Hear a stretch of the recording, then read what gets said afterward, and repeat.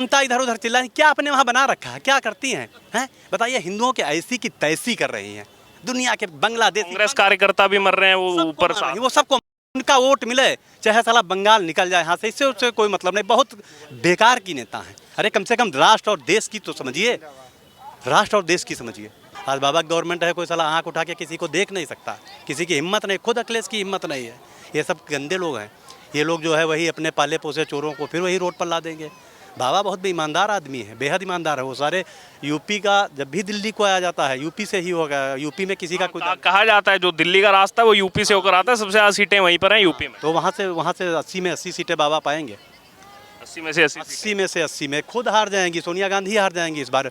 उनके बेटे तो पिछली बार हार ही चुके हैं, इस बार वो भी हार जाएंगी। इस बार सोनिया हार जाएंगी 100% हार जाएंगी। लेकिन वो तो तैयारी कर रहे हैं राहुल गांधी दोबारा अमेठी जाने। क्या करना है, कहाँ जाएंगे? उनको तो आयोग ने खत्म कर दिया, उनकी राजनीति खत्म। तो अगर सुप्रीम कोर्ट राहत नहीं देता तो 29 का भी चुनाव नहीं लड़। भाग गए वायनाड, दक्षिण उत्तर से भाग गए दक्षिण, वहाँ घूम करके जो है खबर भी नहीं लिया कि हमारे यहाँ है या नहीं है। अच्छा, उसके बाद नहीं आए? उसके बाद वो कभी गए ही नहीं। उनका काम 24 में only and only Bharatiya Janata party, Modi ji, इसके अतिरिक्त कोई दूसरा विकल्प नहीं। क्यों? लेकिन ये नेता इकट्ठे तो हो रहे हैं, कह रहे हैं कि अब हमें चांस जो 10 साल इनको दे दिया। देखिए, मोदी जी के नेतृत्व में भारतीय जनता पार्टी की नेतृत्व वाली सरकार ने गांव, गरीब, किसान, झुग्गी झोपड़ी के इंसान और महिलाओं का कहीं ना कहीं सम्मान बढ़ाने का काम किया है। देश की जो मूलभूत और जो बुनियादी जो चीज़ें थी उन पर कहीं ना कहीं बहुत बेहतर काम किया है। तो निश्चित रूप से भारतीय जनता पार्टी की सरकार ही आने वाले समय में स्टैंड करेगी, इसके अतिरिक्त कोई दूसरा विकल्प नहीं है। और भी यहाँ लोग हैं, वो भी कुछ कमेंट कर रहे थे। क्या नाम हुआ सर? संतोष सिंह। आने वाला है ओनली मोदी, योगी जी, इनके सिवा कोई नहीं आने वाला है। अच्छा, मोदी के बाद योगी अगला भी तय करके रखा है। योगी जी आएंगे, मोदी अभी चल रहे हैं, जब मोदी जी बैठ जाएंगे उसके बाद योगी जी। अच्छा, पहले से पूर्व जनता ने डिसाइड कर लिया है। अगर आज चुनाव अगर हो जाए योगी जी के लिए तो आज योगी जी जीत जाएंगे। साल के चोर खाए हुए हैं, चिल्लाएंगे तो ही। ये चोर की दाढ़ी में तिनका है, वो जो खाया है वो चिल्लाएगा, जो चोर होगा वो बोलेगा मैं चोर नहीं हूँ। सारे भ्रष्टाचारी 17 साल लूटे हुए हैं, हर जगह भ्रष्टाचार था। कहाँ नहीं भ्रष्टाचार था? आज 1 रुपया चलता है नीचे, गरीब के खाते में 1 रुपया जाता है। हम लोग गाँव से बिलोंग करते हैं, कॉलोनी के पैसे में पहले परसेंटेज चल जाता था, कैश पैसा जाता कट जाता था। आज 1 रुपये कोई नहीं ले सकता है। जनधन खाते में पैसा डायरेक्ट जा रहा है, प्रधानमंत्री सम्मान राशि डायरेक्ट खाते में जा रही है, 1 रुपया नहीं जा रहा। किसी दुर्घटना बीमा में 4-5 लाख रुपया दिया रहा है, डायरेक्ट जा रहा है। आयुष्मान योजना में डायरेक्ट पैसा जा रहा है, 1 पैसे कटमनी नहीं हो रही है। बाकी कटमनी हो रही थी, जो कटमनी के लिए पड़े हुए हैं, बड़े बड़े लोग करोड़ों रुपये फूंक दिए हैं। अभी नोटबंदी हुई, बड़े बड़े गोदामों में आग लगा गई, पता चला पैसा फूका गया। हमारे यूपी में आइए, बांदर चले जाइए, तमाम NHRM घोटाला, पता नहीं कौन कौन घोटाले में जेल थे, हार्ट अटैक बंद पड़े हुए हैं। तो इसलिए भ्रष्टाचार पर एकदम जो चोट हो रही है, उस चोट से बहुत लोग तिलमिलाए हुए हैं। उसी का नतीजा है सारे भ्रष्टाचारी मिलकर के एक इंडिया नाम का संगठन बनाया हुआ है, जिसको मुजाहिदीन इंडिया भी हमारी भारतीय जनता पार्टी सरकार कह रही है, जो सही कह रही है। पीएम मोदी ने कल यहाँ पर प्रगति मैदान में जो है IECC सेंटर का उद्घाटन किया। दुनिया के 10 बड़े सेंटर में अब शुमार हो गया। और एक बड़ी बात जो है यहाँ पर कही कि एक और टर्म दीजिए। जब हम आए थे तो 10वीं दुनिया की सबसे बड़ी अर्थव्यवस्था थे, अभी 5वीं है। आने वाले NDA का तीसरा कार्यकाल होगा तो हम तीसरी सबसे बड़ी अर्थव्यवस्था बन जाएंगे पूरी दुनिया। बिल्कुल बन जाएंगे, क्योंकि आप देखिए कि 10 और 3 में अंतर नहीं समझ रहे हैं आप, 3 में 5 में अंतर नहीं समझ रहे हैं। कहाँ 10 और 5? और हमारे भारत की जनता इतना मूर्ख नहीं है कि मोदी को बार बार ला रहे हैं। इसलिए ला रहे हैं क्योंकि हमारी अर्थव्यवस्था खुद यहाँ से अच्छी हो रही है और बाहर से भी अच्छी हो रही है। क्योंकि आप कंपेयर करेंगे, कोई भी हमारे प्रधानमंत्री राहुल भी थे, राहुल सरकार था, इनका सपा भी था, सपा का भी सरकार था, तो राहुल का भी सरकार था जी, कांग्रेस का, सपा का था।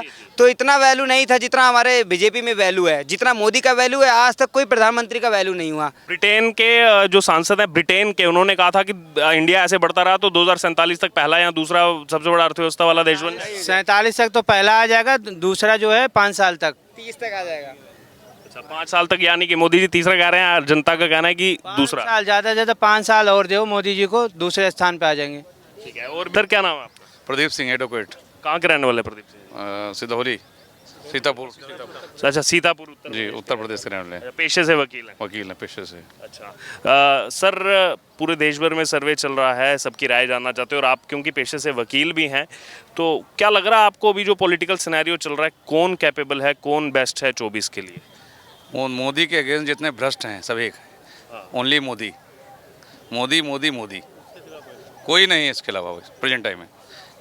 एक एक एक हम लोगों को एक एम्बिशन दिया है कि हमारा देश कहाँ जा रहा है। भ्रष्टाचार पे चोट लगी है। आज आईएएस पीसीएस कमाना नहीं चाहता है, अगर 2 नंबर का कमाएगा तो आगे पकड़ जाएगा। ईडी है, सीबीआई है, आईडी है, तो अब भ्रष्टाचार रुका हुआ है। ऊपर स्तर पर रुक गया है, नीचे स्तर पर भी रह गया है। नीचे स्तर के अधिकारी अभी कमा रहे हैं, लेकिन डरते हैं कि हम अभी डिजिटलाइजेशन हो रहा है, जिस प्रकार गवर्नमेंट डिजिटलाइजेशन कर रही है कि आपका आधार से लिंक कर रही है, खाते को लिंक कर रही है, हर चीज़, तो पैसे उनको भी ब्लॉक हो जाएंगे, क्योंकि बढ़ जाएगा उनका पैसा 2 नंबर का। घर पे रखेंगे, रेट पड़ जाएगी। तो अभी जो नेशनल लेवल पे बड़े भ्रष्टाचारी हैं उन पे शिकंजा कसा गया है। और एक उम्मीद देश के नवयुवक से लेकर के हर आदमी को है कि मोदी के रहते हुए भ्रष्टाचार खत्म होगा और आदमी को आज विलासितापूर्ण ज़िंदगी छोड़ करके एक सामान्य ज़िंदगी, एक देश के विकास की ज़िंदगी हमको जीने के लिए मजबूर कर दिया जाएगा।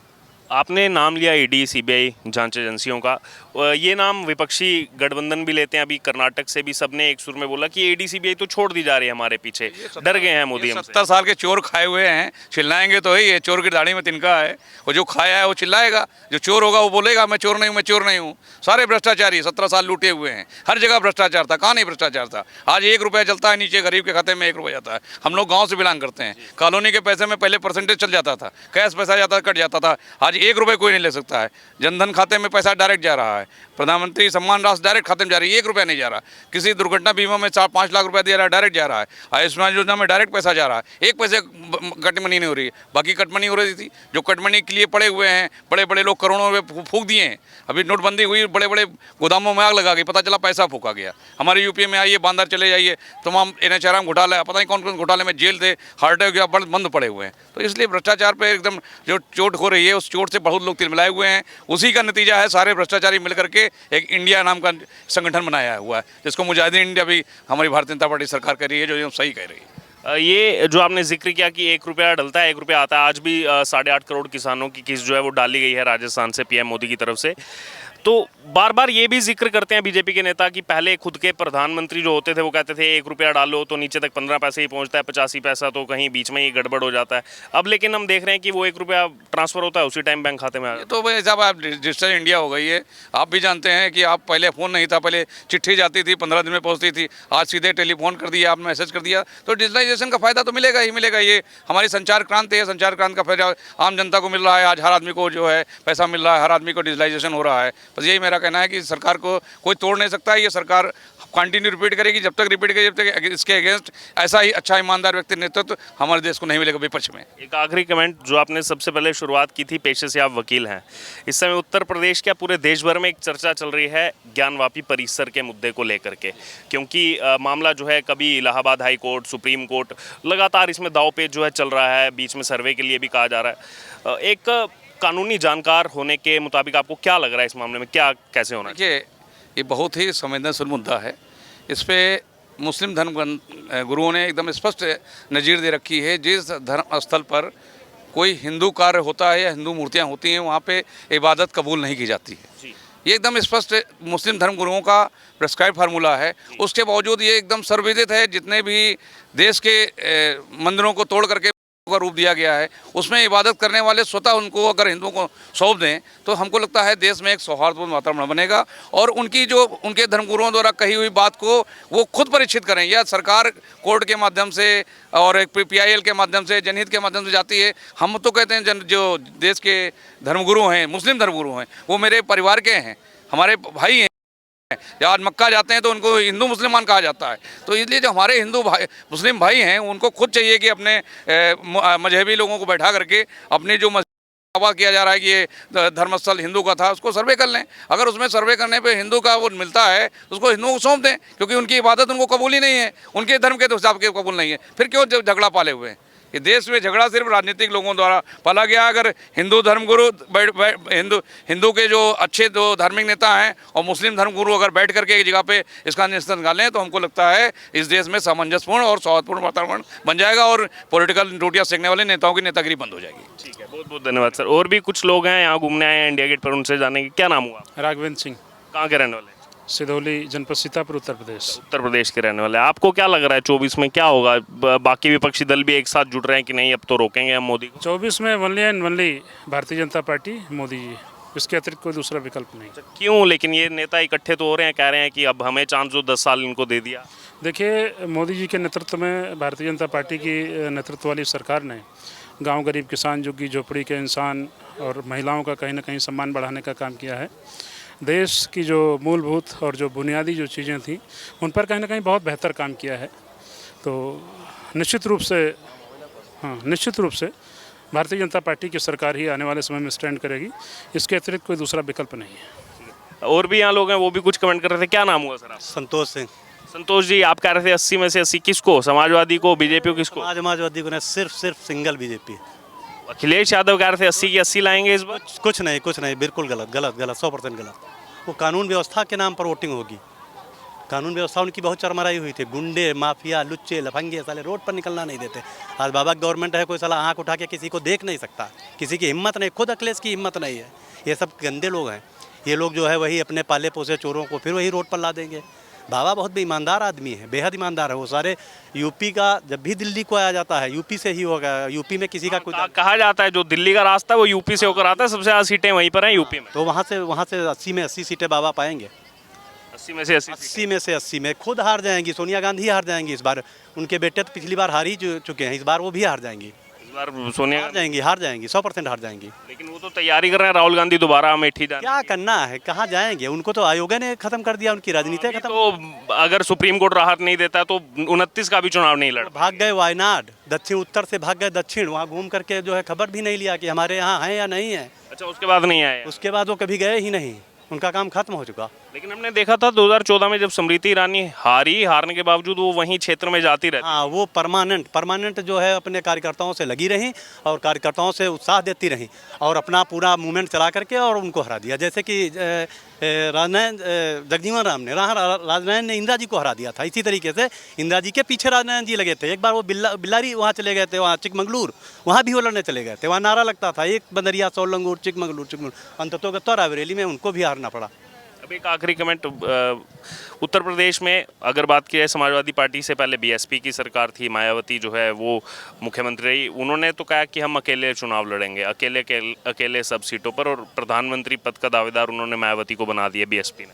पिछली बार तो दोनों मिलकर लड़ चुके हैं, उसका तो परिणाम रहा है। डिम्पल भी हार गई थी। ये तो खैर मायावती की तो 10 सीटें निकल गई थी, इनके डिम्पल हार गए, इनके धर्मेंद्र यादव हार गए, इनके आए हुए रिश्तेदार जो बिहार से आए थे 3-4 लोग पैर छूने मायावती, वो भी सब हार गए।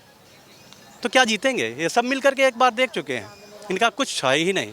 ये सारे चोर हैं। चोर कहीं रोक पाएंगे? खुद रुक जाएंगे। इनकी स्थिति ये है। ये देखिए अभी राजभर जी जो है, हाँ, वो भी जो है छोड़ करके चले गए। दारा सिंह चौहान जी आए, वो भी छोड़ करके चले। वो समझ गए कि हम गलत जगह भटक गए थे आकर के। अंततोगत्वा अपनी जो है गलती मान करके और दोबारा फिर उसी जो है पुराने घर में चले गए, जहाँ उनको लगा कि यहाँ पर सम्मान है, यहाँ से हम जो है हमारी राजनीति, हमारी छवि को सुधार किया जा सकता है। सुगबुगाहट तो ये भी आ रही है कि जयंत यादव भी नाराज चल रहे हैं विपक्षी गठबंधन। जयंत यादव का लगभग तो बीच में चर्चा थी कि वो जो है मंत्री बनेंगे, और अंदर की बात तो यह है शायद पार्टी में विलय की बात हो रही थी, इसी पर अटका है और देर सवेर वो चले जाएंगे। उनके परिवार का तो यही कल्चर रहा, चेयर से वो चपके रहते हैं। अच्छा। हाँ, ये तो चौधरी चरण सिंह और जो है अजीत सिंह जी, ये चेयर से चपके रहने वाले नेता हैं और ये देख भी चुके हैं क्या मिला इनको, क्या मिला। इससे ज़्यादा तो वो अपने दम पर जीत सकते थे, वो भी चोरों के साथ में मिल करके उनका भी काम खत्म हो चुका। जब ये गठबंधन में उत्तर प्रदेश में खासतौर पर हमने देखा 2017 का विधानसभा चुनाव हो, 22 का हो, एकदम से पूरा ग्राफ ही गिर जाता है जैसे ये गठबंधन में आते। नेता गठबंधन करते, जनता नहीं। हम नहीं गठबंधन करते, ये हमारे भाई लोग नहीं गठबंधन करते, नेता करते। नेता अपना बैठ जाओ जा करके, तुमको वोट नहीं मिलेगी, किसी कीमत पर वोट नहीं देगा। तुम चोरी पहले छोड़ो, चोरी तुम छोड़ नहीं सकते हो। कानून व्यवस्था तुमने ऐसी तैसी कर दी थी। यूपी में तो बिल्कुल, यूपी का सब कहीं यही हाल था। बिहार तो पूरा जंगल राज था, आज भी है। फिर सब एक जगह इकट्ठे होकर के घुमा करके अपना वही गंदा काम शुरू हो गया। ठीक है, तो लग रहा है आपको नहीं रोक पाएंगे? कोई नहीं रोक, वो खुद रुक जाएंगे। इनके टूट जाएंगे, आधे से ज़्यादा अभी देख लेना, सब टूट जाएंगे। एनसीपी तो टूट गया। कुछ नहीं। ये क्या, अब आप बताइए, ममता इधर उधर चिल्ला, क्या आपने वहाँ बना रखा है, क्या करती हैं? बताइए, हिंदुओं के ऐसी की तैसी कर रही हैं। दुनिया के बांग्लादेश कांग्रेस कार्यकर्ता भी मर रहे हैं, वो ऊपर वो सबको उनका वोट मिले, चाहे साला बंगाल निकल जाए यहाँ से, इससे उससे कोई मतलब नहीं। बहुत बेकार की नेता हैं। अरे कम से कम राष्ट्र और देश की तो समझिए, राष्ट्र और देश की समझिए। और बहुत सारे लोग यहाँ जुट गए हैं बात करने के लिए हमसे, उनसे जानेंगे। क्या नाम हुआ आपका? सुरेंद्र कुमार। कहाँ के रहने वाले? प्रयागराज। प्रयागराज के रहने वाले। वाह, संगम की नगरी प्रयागराज, क्या बात है। तो अभी बिहार के बारे में भी आप कह रहे हैं, बिहार पास ही है प्रयागराज से, तो इतना पास भी नहीं है, दूर है। क्या लेकिन लग रहा है, क्योंकि शुरुआत बिहार से हुई, नीतीश कुमार निकले, देश भर में घूमे, फिर अभी पहली बैठक पटना में हुई, ममता ने जा कर के बोला कि बिहार जो है ऐसी धरती है, यहाँ से जो है परिवर्तन की आवाज़ निकलती है, इमरजेंसी का हवाला दिया। क्या लग रहा है ये? कुछ नहीं होने वाला है, ओनली मोदी योगी जी, इनके सिवा कोई नहीं आने वाला है। अच्छा, मोदी के बाद योगी अगला भी तय करके रखा है। तय करके रखा है, योगी जी आएंगे। मोदी अभी चल रहे हैं, जब मोदी जी बैठ जाएंगे उसके बाद योगी जी। अच्छा, पहले से पूर्व जनता ने डिसाइड, जनता ने डिसाइड कर लिया है, अगर आज चुनाव अगर हो जाए योगी जी के लिए तो आज योगी जी जीत जाएंगे। लेकिन देखिए, आप तो उत्तर प्रदेश के रहने वाले हैं। मैं बहुत से लोगों से जब बातचीत करता हूँ, चर्चा करता हूँ, तो कोई राजस्थान के मिलते हैं, कोई महाराष्ट्र के, कोई कर्नाटक के, कोई गुजरात के। वो उनमें से मेरे को आधे ज़्यादा लोग यही, जब मैं उनको पूछता हूँ कि आप सीएम चाह रहा किसको, कहते हैं योगी को। मैंने कहा वो तो उत्तर प्रदेश के मुख्यमंत्री हैं। कहते हैं नहीं, हमें तो योगी जी बस 6 महीने के लिए मिल जाए हमारे राज्य में। तो ऐसा क्या करिश्मा है योगी जी का? योगी जी का सबसे अच्छा कानून है, कानून व्यवस्था उनका सबसे अच्छा है, इसलिए सभी चाहते हैं, सभी राज्य चाहता है, पूरे इंडिया चाहता है, अपना भारत चाहता है। ठीक है, कुछ युवा साथी हैं, वो भी कुछ कहना चाह रहे हैं, हमारे साथ बात रखना चाह रहे हैं। क्या नाम है आपका? हर्ष तिवारी कहाँ के रहने वाले? फ्रॉम बनारसी, मेरे बनारस। ये अच्छा, आपके चाचा प्रयागराज के हैं हम, मतलब। प्रयागराज। हाँ जी, बनारस से तो संसदीय क्षेत्र है, प्रधानमंत्री नरेंद्र। ये मोदी जी का क्षेत्र है, और मोदी का क्षेत्र वहीं नहीं है, हर जगह क्षेत्र बनेगा। अभी तो शुरुआत है, इसलिए बेस्ट है कि आप देख सकते हैं, अर्थव्यवस्था भी देख सकते हैं। और अर्थव्यवस्था की आपने बात की, आपसे भी कमेंट लूंगा, आपके चाचा जी से भी कमेंट लूंगा। पीएम मोदी ने कल यहाँ पर प्रगति मैदान में जो है आईईसीसी सेंटर का उद्घाटन किया। दुनिया के 10 बड़े सेंटर में अब शुमार हो गया। और एक बड़ी बात जो है यहाँ पर कही कि एक और टर्म दीजिए।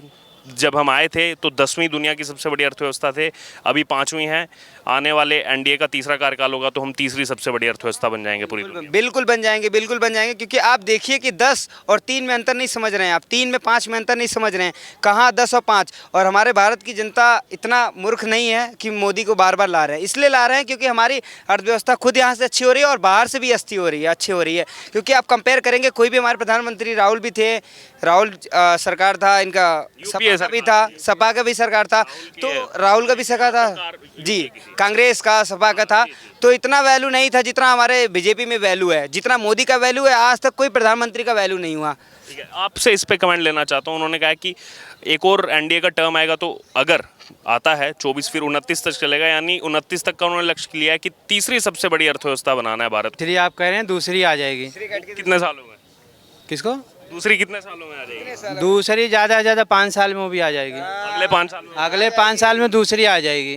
ब्रिटेन के जो सांसद हैं ब्रिटेन के, उन्होंने कहा था कि इंडिया ऐसे बढ़ता रहा तो 2047 तक पहला या दूसरा सबसे बड़ा अर्थव्यवस्था वाला देश बन जाएगा। 47 तक तो पहला आ जाएगा, दूसरा जो है 5 साल तक, 30 तक आ जाएगा। अच्छा, 5 साल तक, यानी कि मोदी जी तीसरा कह रहे हैं, जनता का कहना है कि दूसरा। 5 साल, ज़्यादा से ज़्यादा 5 साल और दो मोदी जी को, दूसरे स्थान पे आ जाएंगे।